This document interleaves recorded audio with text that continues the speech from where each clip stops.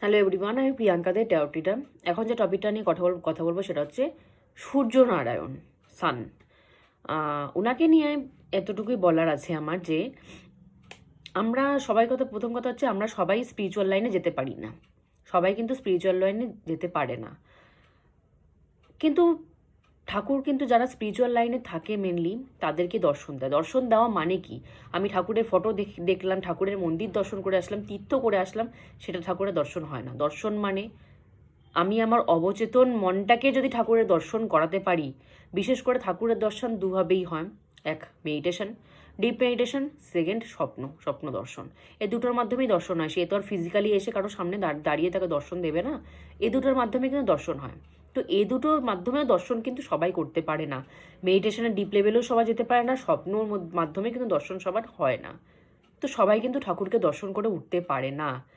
যারা খুব spiritual, highly spiritual, তারাই একমাত্র পারে। বাদ বাকি কিন্তু নন স্পিরিচুয়াল মানুষরা কিন্তু পারে না ঠাকুর দেখতে। তো সেক্ষেত্রে যারা নন স্পিরিচুয়াল তারাই যদি দেখতে না পারে, তো পশু পাখি জীবজন্তু এরা কি করে ঠাকুর দেখবে? এদের তো আরোই ক্ষমতা নেই নাম জপ করার, মেডিটেশন করা। এরাও দেখতে পারে না। কিন্তু আমি বলবো সূর্য নারায়ণ, সূর্য দেবতা ইজ লিভিং গড, যেটাকে বলে।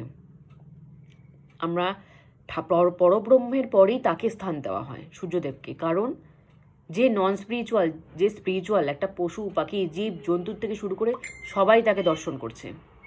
এমন কেউ নেই যে শুধুমাত্র স্পিরিচুয়াল মানুষই সূর্য দর্শন করতে পারবে, নন স্পিরিচুয়াল মানুষ সূর্য দর্শন করতে পারবে না। না, সে কিন্তু কারোর জন্য বাজবিচার রাখেনি। সে কিন্তু সবার সামনে উদয় হয়, সবার সামনে আবার অস্ত যায়। যেটা উদিত অস্ত তো হয় না, তবুও বলছি। সে কিন্তু কারোর জন্য আলাদা কিছু রাখেনি যে কেউ আমাকে দেখতে পারবে না। যে শুধু স্পিরিচুয়াল হবে, ঠাকুর মানবে, সেই আমাকে দেখতে পারবে। যে ঠাকুর মানবে না, সে আমাকে দেখতে পারবে না।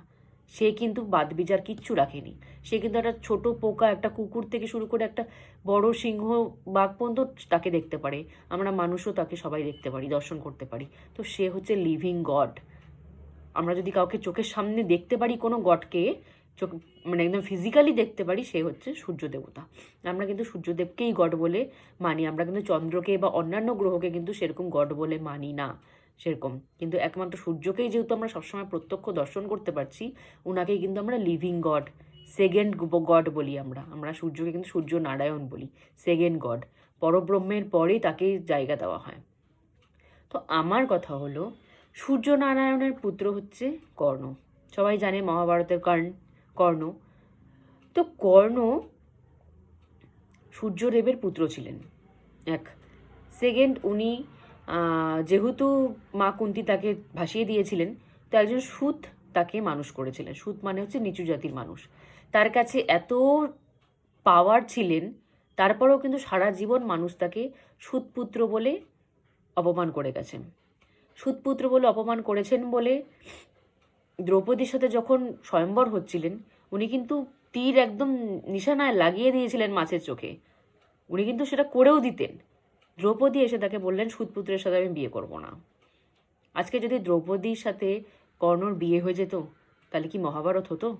হতো না কিন্তু। কিন্তু এই যে সূতপুত্র বলে যদি অপমান করা হলো, তারপর কিন্তু একমাত্র দুর্যোধনই ছিল যে তাকে কাছে টেনে নিয়েছিল। প্লাস তাকে অঙ্গরাজ্য দিয়ে দিয়েছিল যে তুমি অঙ্গরাজ্যের রাজা। সে অঙ্গরাজ, আমরা কিন্তু কর্ণকে রাজ বলে জানি, অঙ্গরাজ কর্ণ বলে জানি। তো সেই অঙ্গরাজ্যের রাজা হওয়া সত্ত্বেও তাকে কিন্তু কেউ রাজা বলে মানেনি, তাকে সবাই সূতপুত্রই বলতো। সে সারা জীবন সূতপুত্র বলে অপমান সহ্য করে গেছে, নিজের এত পাওয়ার থাকা সত্ত্বেও। আজকে যদি কম্পেয়ার করা হয়, অর্জুন ভালো ধনুর্ধারী ছিলেন না কর্ণ? সবাই বলবে অর্জুন, কারণ অর্জুন বিজেতা ছিলেন। কুরুক্ষেত্রের যুদ্ধে অর্জুন বিজয়ী হয়েছিলেন, তাই অর্জুনকে সর্বশ্রেষ্ঠ বলা হয়। কিন্তু কর্ণ, যদি কর্ণ এ সাইডে থাকতেন পাণ্ডবদের সাথে, তারপরে যদি কম্পেয়ার করা হতো অর্জুন অ্যান্ড কর্ণের মধ্যে, সবাই কিন্তু কর্ণের নামই নিত। কারণ আমার মনে হয় অর্জুনের থেকে বেস্ট ধনুর্ধর কিন্তু কর্ণ ছিল। কিন্তু যেহেতু উনি অধর্মের সাথে ছিলেন, ওই জন্য ওনাকে কেউ সেই জায়গাটার পর্যন্ত দেওয়া হয়নি। বেস্ট ধনুর্ধরের জায়গাটা পর্যন্ত তাকে দেওয়া হয়নি। এত পাওয়ার, বেস্ট ধনুর্ধর, এত কিছু থাকা সত্ত্বেও তাকে সারা জীবন কষ্ট করে যেতে হয়েছে। তার মৃত্যুর পর্যন্ত তাকে কষ্ট করেই যেতে হয়েছে। সে কিন্তু স্বয়ং সূর্য নারায়ণ। আমাদের লিভিং গড, সেকেন্ড গডের কিন্তু ছেলে সে। সে যদি লাইফ টাইম কষ্ট করে যেতে পারে, আমরা তো সাধারণ মানুষ, আমরা এইটুকু কষ্ট হলে পরে কেঁদে দিই, তাকে দোষারোপ করে দিই তুমি আমাদেরকে কষ্ট দিয়েছো। আরে তারাও তো যখন পৃথিবীতে এসেছিলেন শরীর ধরেন, তারাও তো কষ্ট করেছে। শ্রীরাম কষ্ট করেননি, শ্রীরামজি কষ্ট করেননি বনবাসে গিয়ে, শ্রীকৃষ্ণ কষ্ট করেননি, জন্মের পরেই মা হারিয়ে ফেললেন, জন্মের পরেই তাকে অন্য মায়ের কাছে দিয়ে দিয়ে আসা হলো, যাকে ভালোবাসেন তাকে বিয়ে করতে পারলো না, সে কষ্ট করেনি। সবাই তো কষ্ট করেছেন, মা সীতা কষ্ট করেনি, মা রাধা কষ্ট করেনি, সবাই তো কষ্ট করেছেন। যারা সূর্যনারায়ণ যে বলছি তার পুত্র কর্ণ, সে কষ্ট করেনি, সে স্বয়ং ভগবানের ছেলে, সে কষ্ট করেনি।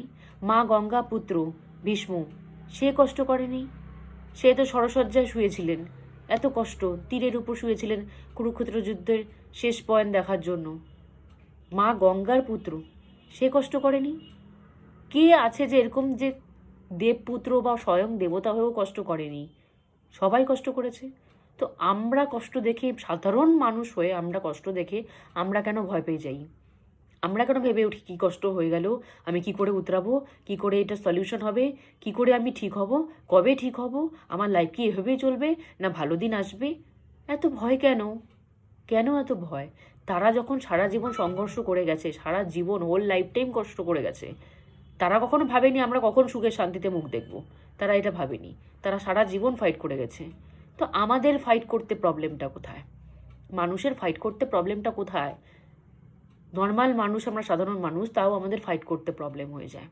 একটু একটু কষ্ট হলেই আমরা কেঁদে কেটে আকুল ঠাকুরের পায়ে পড়ে যাই, আমাকে এখান থেকে উদ্ধার করো, আমাকে এখান থেকে বাঁচাও, আমাকে এখান থেকে রেহাই দাও।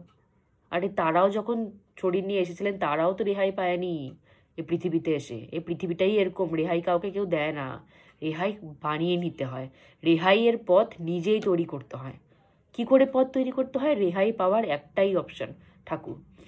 তাকে ধরা ছাড়া রেহাইয়ের আর কোনো সেকেন্ড অপশান নেই, নেই কোনো সেকেন্ড অপশান, একটাই ওয়ান অপশান। আমাদের সবার কাছে ওয়ানই অপশান, আর কোনো দুজা অপশান নেই।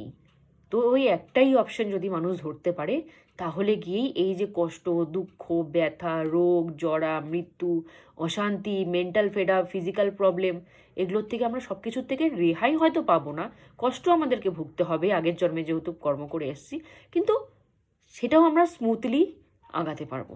সেগুলোকেও স্মুথলি ফাইটিং করে সেগুলোকে আমরা পিছনে ছেড়ে আমরা এগিয়ে যেতে পারবো, ফাইট করার শক্তিটা চলে আসবে। তো তাকে ধরা ছাড়া সেকেন্ড কিন্তু আর কোনোই অপশান নেই। তো মানুষ তাকেও ধরতে চায় না। জানি না আমি তাকে ধরলে কি প্রবলেম হবে, মানুষের কনসা ক্ষতি হয়ে যাবে, আমার জানা নেই। আমি তো আজ পর্যন্ত দেখিনি যে তাকে ধরে আছে।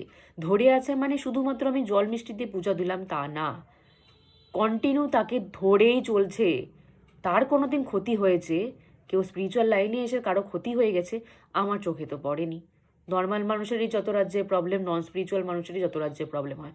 স্পিরিচুয়াল মানুষেরও প্রবলেম হয়, সে বাধা কাটিয়ে যেতে পারে, কারণ সে জানে, সে তার আত্মবিশ্বাস এতটা আছে, আমার সাথে ঠাকুর আছে, আমি কাটিয়ে দেব। তার কিন্তু অতটা প্রবলেম হয় না। যত রাজ্যের প্রবলেম দেখি সব নর্মাল মানুষ, নন স্পিরিচুয়াল মানুষ, অদীক্ষিত মানুষেরই যত রাজ্যের প্রবলেম তাদেরকে ঘিরে থাকে। তো এতটুকুই রিকোয়েস্ট, সবাইকে রিকোয়েস্ট করি, এতটুকুই রিকোয়েস্ট, দীক্ষা নাও, আবারও বলছি, নাম জপ করো, রেগুলার তার সাথে কন্ট্যাক্টে থাকো, টাচে থাকো। তার সাথে টাচে থাকলে পরে দুঃখ টাচ করতে পারবে না, টাচ করলেও সেটা সয়ে যাবা, যুদ্ধ করে ফাইট করে উতরে যাবা। তার সাথে যদি টাচে না থাকো, তাহলে সেটাকে জীবনটাকে লড়াটা, জীবনটাকে চলাটা সত্যিই খুব মুশকিল হয়ে যায়। নিজে যদি একা চলতে চাও, সে যদি সাথে থাকে, তাহলে এই চলনটাও সুবিধা হয়ে যায়। আজকের মতো এখানেই স্টপ করছি। জয় গুরু।